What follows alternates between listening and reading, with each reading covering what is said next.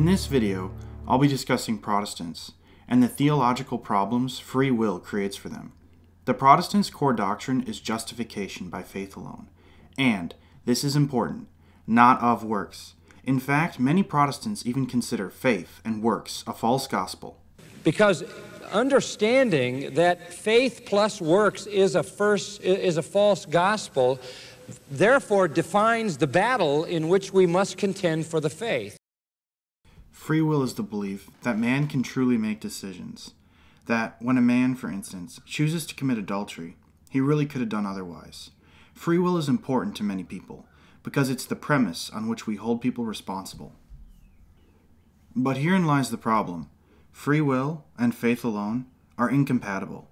This is because a belief in free will always leads to a belief in a work salvation. This is why Martin Luther, the first reformer, totally rejected free will. He understood that faith alone and free will were completely incompatible. Quote, "So we see that the doctrine of salvation by faith is quite contrary to any idea of free will." Martin Luther. I'm going to discuss two groups of Protestant preachers. In the first group, I'll discuss the Protestants who believe in free will and show how they all believe in a works salvation. In the second group, I'll discuss the Protestants who reject free will, their inconsistency with their own position, and their unbiblical conclusions. Let's begin with the free will section, and begin with some prominent Protestant teachers that believe in free will, like Dr. Michael Brown, Dr. Leighton Flowers, and Stephen Anderson. I'll show how these men all inevitably reject faith alone and add works to salvation because of their belief in free will. Dr. Michael Brown is a well-known Protestant. He's written a multitude of books and hosts a radio show. He claims to believe in justification by faith alone, but since he believes in free will, he ends up teaching a works salvation. In the following clip, Dr. Michael Brown indicates that prayer is efficacious, meaning that prayer can decisively change your life. Highlighting the efficacious power of prayer. God set it up like that. There are certain things that don't happen because we don't pray. It's true.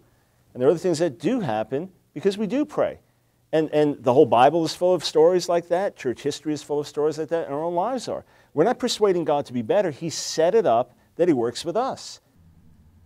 If one believes in efficacious prayer, like Dr. Michael Brown does, they necessarily believe in a work salvation. This is because, from a Protestant's perspective, if a prayer can help someone get a saving faith, then that person was then saved by faith plus prayer. The prayer in that equation is a work. Therefore, those like Dr. Michael Brown, who believe in efficacious prayer, believe in a work salvation. He even says he's a fellow worker with God. Go and share the good news with people because we are fellow workers. By teaching a work salvation, Michael Brown therefore denies his core doctrine of faith alone. Dr. Leighton Flowers is a Protestant who strongly promotes a belief in free will. He's engaged in debates on free will, and he has a YouTube channel where he discusses free will often. But as we will see, Dr. Leighton Flowers, like all Protestants who hold to free will, inevitably contradicts his core doctrine. It's surprisingly easy to prove that all Protestants who hold to free will teach a work salvation. If you ask the following question, their belief in a work salvation becomes clear. The question is this: after hearing about Jesus, why do some men believe and others don't?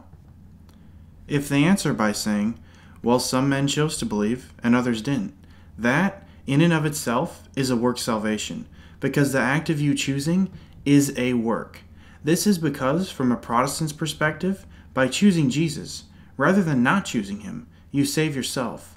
Amazingly, Dr. Leighton Flowers openly claims he saves himself, yet doesn't realize that he's teaching a work salvation. God saves you. There's also a sense in which you save yourself. But it gets worse for those trying to hold the free will, faith alone contradiction. This is because man doesn't make choices in a vacuum. We're influenced by the things around us, our inclinations and our past actions. So therefore, if one holds free will, then logically our past works would also play a role in whether or not we decide to believe in Jesus. Dr. Leighton Flowers also openly admits this. He believes that God sends us tests of truth to see if we can earn more truth and eventually a knowledge of Jesus. And God, in His graciousness, is bringing more light and more revelation to people like Cornelius, which, by the way, as we'll get into, I think that's what he still does today. If someone is faithful with a little light of a little revelation, then God brings more light, more revelation. He brings the gospel. He brings messengers. He brings missionaries. And God is faithful to bring more light to those who are faithful with a little, so that they too know the means by which they are saved. This is clearly a work salvation, because from Dr. Flowers' point of view, we're saved by saving ourselves, plus passing tests of truth, plus faith. The act of saving yourself and passing tests in that equation are works. Therefore, Dr. Leighton Flowers teaches a work salvation and denies his core doctrine of faith alone. Steven Anderson is a controversial Baptist with a substantial following on the internet. Steven Anderson believes in free will and is critical of those who reject it. He also claims to believe in faith alone, and even preaches against a work salvation with vigor. He loudly proclaims, faith plus nothing. I'm rejecting work salvation. It's believe on the Lord Jesus Christ and thou shalt be saved. Say, faith plus nothing salvation. But as we have already seen, it's logically impossible to consistently hold these two positions at once. Steven Anderson did a sermon where he tried to answer the question of why men choose to believe. As I mentioned earlier, whenever someone who believes in faith alone and free will tries to answer this question, they inevitably teach a work salvation. As we will see here, Steven Anderson is no exception. When answering the question, he quotes John 3:19. Why are people willingly ignorant of the fact that God created the earth and that God is going to bring all man's deeds into judgment? Look at verse 19. And this is the condemnation, that light is come into the world, and men loved darkness rather than light because their deeds were evil. He then realizes he's teaching a work salvation, so he tries to cover himself. Now, these verses are often twisted and taken out of context to teach a works-based salvation.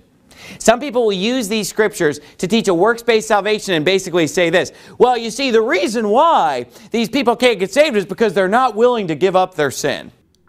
But as we'll see, Steven Anderson's going to contradict himself by teaching that men do need to give up their sin to believe in Jesus. Number two reason why people don't believe the gospel is because they have too much pride to believe the gospel. You see, the gospel is a humbling experience. Pride is a sin, and humbling yourself is a work. Steven Anderson therefore teaches that you need to humble yourself to be saved. His work salvation becomes even more obvious when one considers that he teaches that homosexuals can't be saved. Is it possible for somebody that was gay to actually be saved and come to Christ? No, I don't believe so, because... But not becoming a homosexual is a work. That, by itself, shows he teaches a work salvation. Another Baptist with a YouTube channel called BBC International correctly pointed this out. Now, he does not believe that homosexuals or sodomites can get saved. He thinks that that's like the unpardonable sin or something like that. It's a done deal. You can't get saved. Okay, then let me ask him this question. So, in other words, for me to get saved, I will have to do the good work of not being a sodomite, right? Then if I do that, then afterwards I can get saved? You see that? So then, that's not faith alone for salvation. Steven Anderson teaches a work salvation. So much for faith plus nothing. Faith plus nothing salvation. A work salvation will always end up being taught when someone accepts free will. Now we can see more clearly why early reformers like Martin Luther outright denied free will. He realized free will contradicted his core doctrine of faith alone. He even went so far as to say that those who argue for free will deny Christ. Quote, I wish my opponents would realize that when they argue for free will, they are denying Christ. Martin Luther. Calvinists, often just called Reformed, are Protestants that to this day have rejected the idea of free will. They, like Luther, correctly perceive free will as a threat to their core doctrine. R.C. Sproul, a prominent Calvinist theologian, said this about free will. Their understanding of the nature of man, this concept of free will, that man is free to choose the good or evil on either side. That's a blasphemous doctrine. Dr. James White is a well-known Calvinist. He's written many books and has had over 100 debates. He's one of the most active apologists in the Reform movement. In his book, The Potter's Freedom, he said, quote, "I do not believe in free will." The reason rejecting free will is so important to Protestant theology is because by rejecting free will, the Calvinists can argue that man did absolutely nothing for salvation, since all things, including their thoughts of believing in Jesus, are totally predetermined by God with no input from man. The question of why some men believe and others don't doesn't trip up the Calvinists, because they simply answer by saying that God determined one man to believe, but not the other. Jeff Durbin is a Calvinist who has a large following and runs Apologia Studios. He's a preacher, radio host, and has his own late-night show. Here, Jeff Durbin is feeling the common objection that if we have no free will, how are we not just robots? Another question. Are you denying that we're making choices? So if God is sovereign over salvation, if He's the one that has to grant repentance and faith, if God's the one who raises people to life, are you saying that we're not making choices, like we're robots? The Calvinists attempt to have it both ways. Although they openly reject the idea of free will, they still claim a man can choose. We are making choices. We're making choices all the time. The Calvinists will often even act offended if one comes to the conclusion that they teach that a man can't choose. Here's Dr. James White reacting to the perceived accusation that his religion teaches that a man can't make decisions. But this control does not mean that man is not making decisions as God is in control. That's the whole reason we're having this debate today. Is it, well, in light of what you just said, I was about to go to another text, but is it your belief that the Reformed position is that men don't make decisions? This may seem confusing at first, since the common understanding of the word choice or decision implies that man can do one thing or another, which is the same thing as free will, but the Calvinists have redefined the word choice. Calvinists believe in a choice of one. Simply put, they believe that whatever a man does, he could not have done otherwise. But if God had not given that man the grace that he did, the man would have done even worse. When we say God is sovereign over any sinful act, we are not saying that God made sinners do anything. They're doing what they want to do. And watch, if God hadn't restrained them, they would have done worse. They believe that everything that happens is a choice, by virtue of it happening. Here's a quote from Dr. White's book, The Potter's Freedom, where he gives a hypothetical conversation between a Calvinist and an Arminian. Arminian is a term used for a Protestant that believes in free will. Dr. White would be taking the side of the Calvinist. Quote, Arminian, responsibility means we make real choices. Calvinist, what do you mean by a, quote, real choice? Isn't a choice real if it actually occurs at all? Although this is contrary to the meaning of the word choice, they like to use the word choice, because if they were honest and simply said what they really believe, that a man cannot choose, their religion would be a lot less attractive. For this reason, they hide their true meaning by redefining words. Also, to be clear, when I say a choice of one, I mean only one. They believe that everything you do, everything you feel, everything you think, everything you believe, every atom in the universe, and every movement of the angels is completely predetermined by God with absolutely no input from the wills of creatures. John Piper is a famous Calvinist who is the founder and leader of DesiringGod.org. In the following clip, he says that all things, including sin, are completely predetermined by God. Has God predetermined every tiny detail in the universe, such as dust particles in the air? And then I should add here, including all our besetting sins. Yes. When John Piper is explaining his belief, he uses the term governed as a euphemism for total predetermination. Which means, yes, every horrible thing and every sinful thing is ultimately governed by God. And that's a problem, but... The reality is that Calvinism does teach that men are just robots, following a script. Redefining words does not actually change what they believe. According to them, we do exactly what the grace of God in us causes us to do, never more, never less. God is the only variable. Everything else is a constant. They hate admitting this, but at times the truth comes out. Dr. James White doesn't like to admit the true conclusions of his religion. Listen to his response when someone who doesn't like Calvinism accuses Calvinists of believing that men are just puppets. It is blasphemous and inane to think that John Calvin, the Westminster Divines, Edwards, Spurgeon, Machen, Hodge, Warfield, etc., believed men were but mere puppets. Now watch Dr. White switch his position when some people in the Reformed community take a harder stance than him against free will. Within the Reformed community today that are saying it was just a script. Because God has a sovereign decree and he's working out that decree, then everything that takes place in time is nothing more than just doing what the script says you're supposed to do. In an attempt to try to make sense of his own contradictory view of choice, Dr. White goes on a long tangent. You better believe it. But having said all that, does it follow that once you accept the decree of God, that events in time and the actions of man in time simply become a script? That we're just actors? That there is no real meaning to what is taking place in time?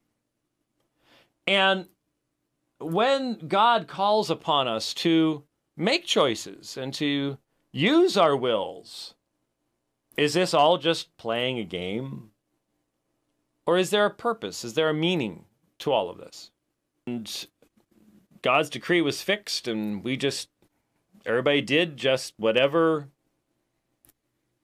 they were fixed to do. There's nothing more to it than that.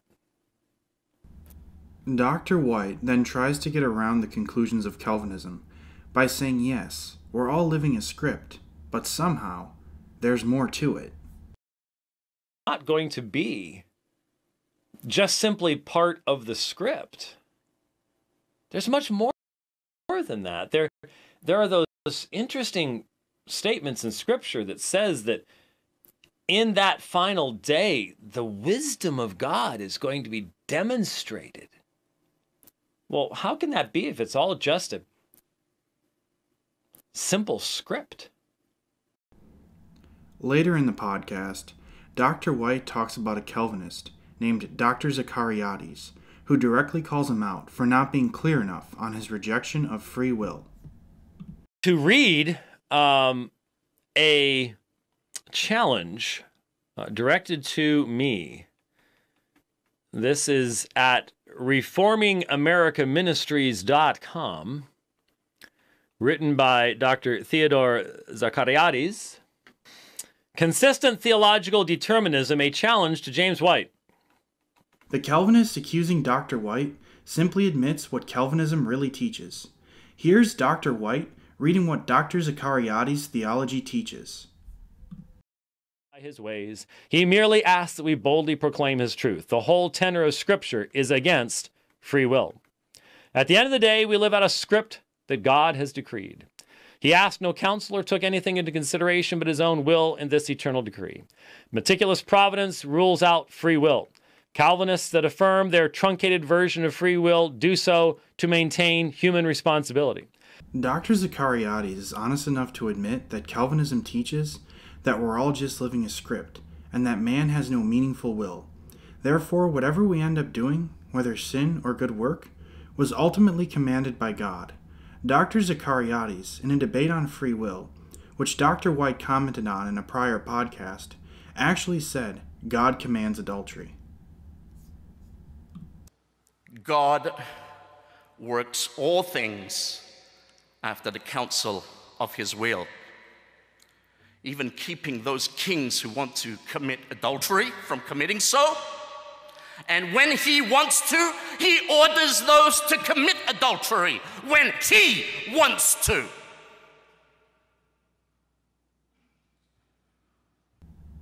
Dr. White knows he cannot logically disagree with Dr. Zachariades, and being cornered by the true conclusions of Calvinism, Dr. White admits that he agrees with Dr. Zachariades' theology. That's what's sort of sad about this. Here we have a situation where not the way it was expressed, and there were certain conclusions that I would question, but the texts and the assertions and the theology, we believe the same thing. Did you catch that? We believe the same thing. That's a total contradiction. You can't, on the one hand, claim it's blasphemous to say that Calvinism teaches that men are puppets, and then agree with someone's theology that says God commands adultery and that we're all living a script. Is it your belief that the Reformed position is that men don't make decisions? That is the Reformed position, Dr. White. Semantical games and acting offended doesn't change what you really believe. The determinist position they take doesn't allow for a coherent explanation on how sin entered creation. Often from Calvinists, you'll hear the term total depravity or total inability. This is their teaching that man can do absolutely nothing for his salvation. John MacArthur, a highly influential Calvinist, put it this way. It affirms the absolute inability of man to do anything to contribute to his salvation. They often act like it's because of our fallen nature from the sin of Adam that we don't have free will. But this is a dishonest diversion. The Calvinists believe that we never had free will, even before the fall of Adam. They believe this because they believe that God predetermined absolutely everything, including sin, from all eternity with a decree. Man cannot go off the script. If the script decrees sin, man will sin. Even though they will say God predetermined everything, they dishonestly act like they believe man had the ability to choose before the fall. Listen to this quote from Dr. James White's book, as he pretends like Calvinists believe that Adam had free will before the fall.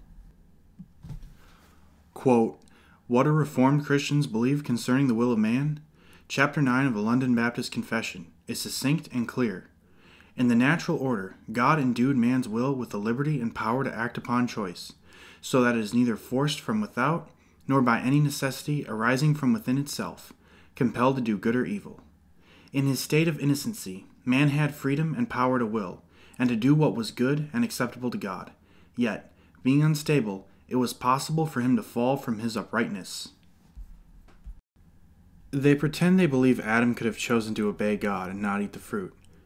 But they don't believe that. According to them, Adam's actions were scripted from all eternity. He had absolutely no possibility to do otherwise. Here's Dr. White admitting he believes Adam's sin against God in the Garden of Eden was totally scripted. Knowledge of would tell him to do. So, man in his innocency, ability to do good, but was unstable, that he might fall from it. He does fall. Man and God, it's part of God's decree. This is very dishonest, but they end up making contradictory statements since the fall of Adam is impossible to explain in their theology. In the following clip, John Piper talks about the first sin. If he were to apply his religion consistently, he would just admit that Adam and Lucifer fell because God predetermined them to, and neither of them could have done otherwise. But John knows that this would make Calvinism look ridiculous, so he dances around the issue and acts as if the concept of free will has no meaning. How God can be absolutely sovereign over all human decisions, and those decisions still be responsible, accountable decisions. I think that is the one, for me anyway, for which I don't have an ultimate answer. Because it really boils down to how did the first sin happen? which is for me the hardest question of all. I don't know how the first sin happened. I don't know why Lucifer, created as a perfectly good being, would sin. And to put the name free will on it is just a name. It doesn't provide any explanatory power. It doesn't work for me. So I have no final explanation. So at that level. By taking away choice, the Calvinist theological worldview leaves us powerless to draw down God's grace. According to them, we can do nothing to help our own soul or those around us. Because it affirms the absolute inability of man to do anything to contribute to his salvation. The Calvinists' empty and contradictory theology can do nothing to help your soul. Ironically, they sometimes even admit this. John MacArthur tells a story of a homosexual man who wanted to go to heaven. There was a guy dying of AIDS, raised in a Christian family, attended Christian schools, went to a Christian college, became a leader in the gay pride movement in LA, became one of the people involved in the gay pride parade where 1 million people marched. Now he's dying of AIDS. John MacArthur accurately describes Calvinism when he says to the man that there's nothing that can be done for his salvation. I took his hand, and he said to me, he said, I don't want to die, and I know if I do, I'm going to go to hell. I'm going to go to hell. What can I do? I said, Robert, you can't do anything. Since the Calvinists believe that human acts can do nothing to aid salvation, they get a demonic hatred for the idea that prayer or works can really help. Can't pray a magic prayer, can't pray a magic formula, can't take these 3 steps. Even though John just said you can do nothing for your salvation, and that you can't say a, quote, magic prayer, he then immediately contradicts himself by saying we should plead for heaven's grace. But to plead and to pray are the same thing. You plead for heaven's divine grace. He does this because he realizes if he was fully consistent with his Calvinism, he would simply tell the man that there's nothing that can be done and that perhaps God has predetermined him to be elect. Or maybe not. But that would sound crazy and unbiblical, so in order to sound more balanced, he boldly contradicts himself in the same breath. Can't pray a magic prayer, can't pray a magic formula, can't take these 3 steps. You plead for heaven's divine grace. The Calvinists have come to absurd and self-contradictory conclusions in an attempt to hold the belief of faith alone consistently. They openly reject free will, then they inconsistently say a man can choose. They act like Adam had free will before the fall, then they turn around and say it was all scripted. They say there's no, quote, magic prayer to aid your salvation, but then, in the same breath, they'll say that you should plead for heaven's grace. Faith alone is a false and illogical gospel, inspired by the devil. A basic application of the doctrine shows that many Protestants don't even believe it, and others, in an attempt to be consistent, ditched free will, which led them to contradictory and unbiblical conclusions. Jesus merited the grace of justification for mankind on the cross, and that grace is applied to us through faith and works, not by faith alone. Ye see then how that by works a man is justified, and not by faith only? The Protestants are not saved. They believe in a false gospel, and they're on the road to hell. If they continue on their path, they'll surely be condemned. As Jesus said, "If thou wilt enter into life, keep the commandments." Has God predetermined every tiny detail in the universe, such as dust particles in the air, and then I should add here, including all our besetting sins?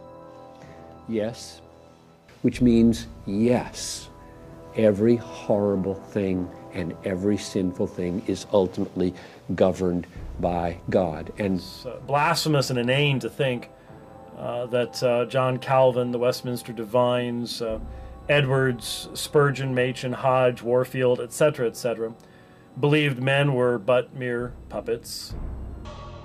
And when he wants to, he orders those to commit adultery when he wants to. But the texts and the assertions and the theology, we believe the same thing. because it affirms the absolute inability of man to do anything to contribute to his salvation. There's a guy dying of AIDS, and he said to me, he said, I don't want to die, and I know if I do, I'm going to go to hell. I'm going to go to hell. What can I do? I said, Robert, you can't do anything.